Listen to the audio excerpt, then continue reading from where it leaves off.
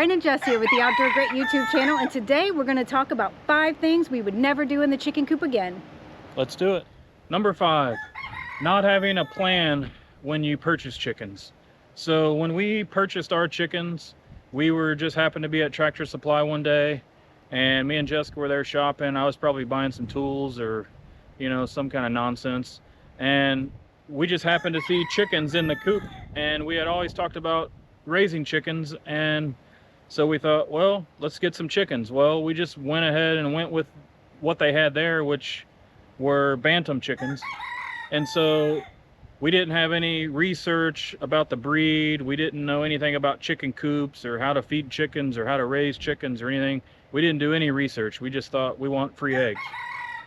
So the main thing I would say is just get a plan together, do the research on the breeds, look at the size of the eggs, how often that they lay eggs, what color eggs they want. You know, chicken eggs come in all different colors and sizes. How you're gonna protect them from predators, what their coop is gonna look like, how big the coop needs to be, how you're gonna water them, how you're gonna feed them, etc., etc. So the main thing I would say is just make sure you have a plan, do all the research ahead of time. It'll make your job that much easier when raising chickens. Number 4, too many. Oh, he just pecked me. And number 4 is having too many roosters with no exit plan. If you're going to be raising chickens on your property, you're going to want to make sure you have an exit plan for your roosters. We bought these guys from Tractor Supply unsexed. He is a beautiful chicken, but right now we have too many roosters in the coop. I think it's supposed to be like 9 hens to 1 rooster, and right now that is not our ratio. So you have to make sure you are able to call the chickens, which is kind of selectively get rid of unwanted roosters or other chickens, or find a place to rehome the roosters. Otherwise, you're going to have too many roosters and not enough eggs. Number 3, so the third thing that we would do differently is better predator protection. So when we built this coop, we built it all just out of wood, and then we needed to cover the outside with something, so we went and bought chicken wire, because that's what everybody said you use to contain chickens. And that's really about the only thing that it's good for, is containing your chickens. It's not really good at protecting your chickens.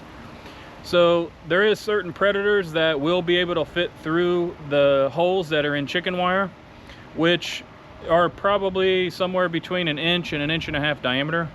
In our case, we have had over the past 1.5 years 2 or 3 snakes that we have came in to collect eggs and just discovered a snake in the coop, and they're plenty small enough to fit right through the chicken wire.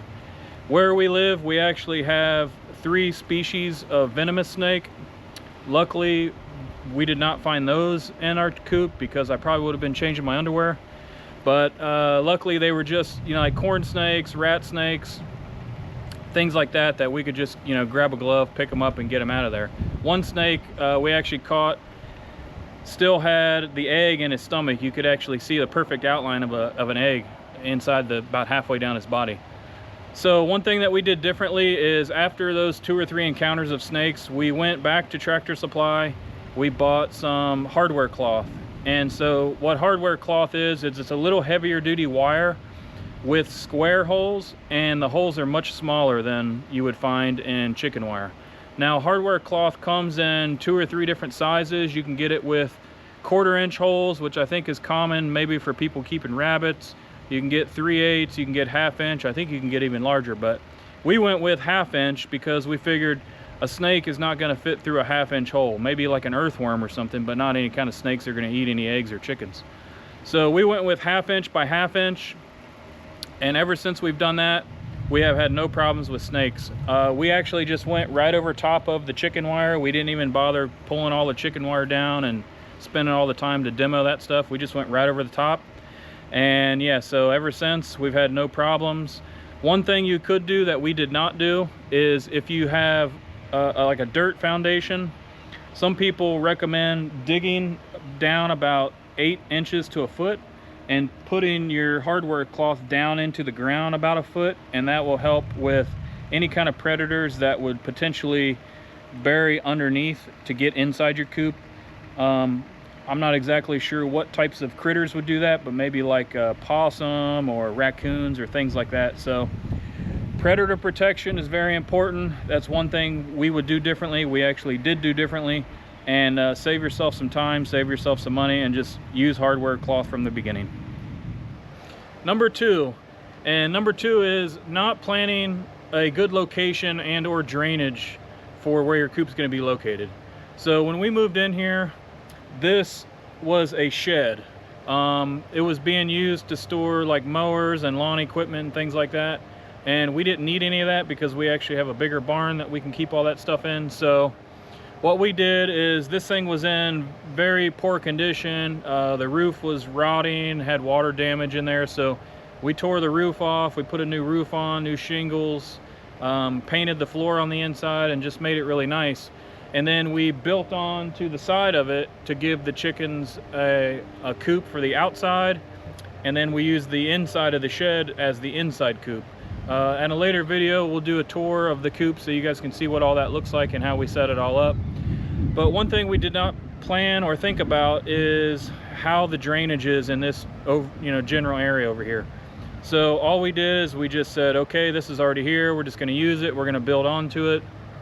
And what we found out over time is, in the rainy season, we get rain almost every day, a lot of thunderstorms, and this whole area over here actually floods.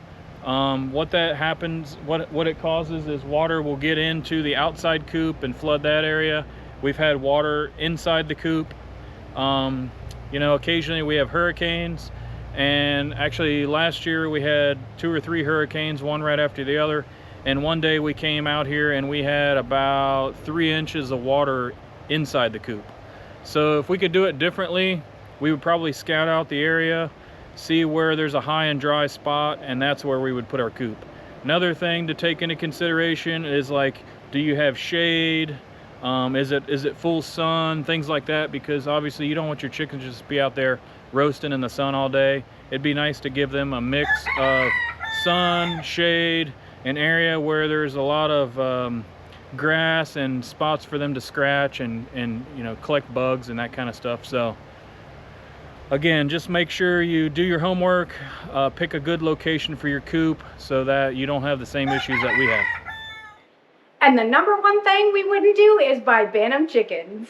These little guys are so cute. She was actually one of the first ones we bought at Tractor Supply. She's got these little booted feet, these little feathers on her feet. She's so cute and we love her so much. But really, these little guys, they're so tiny. And let me show you, they lay tiny eggs just like that. They're real tiny. So you have to sometimes use 2 to 1 regular size egg. The other thing about Bantam chickens is they are very susceptible to predators because they're so small. So that's really sad. These guys become your pets, and when you're letting them free range and they're outside there, they're really susceptible to predators because they're so tiny. So think about the breeds, like Ryan said, and make sure you pick the right one for you and your family. All right, guys, there's our top 5 fails that we've encountered in our coop and things that we'd probably do a little bit differently if we could. Comment down below and let us know if you've had any chicken coop fails. Don't forget to hit the like button, comment, and subscribe. We'll see you next time.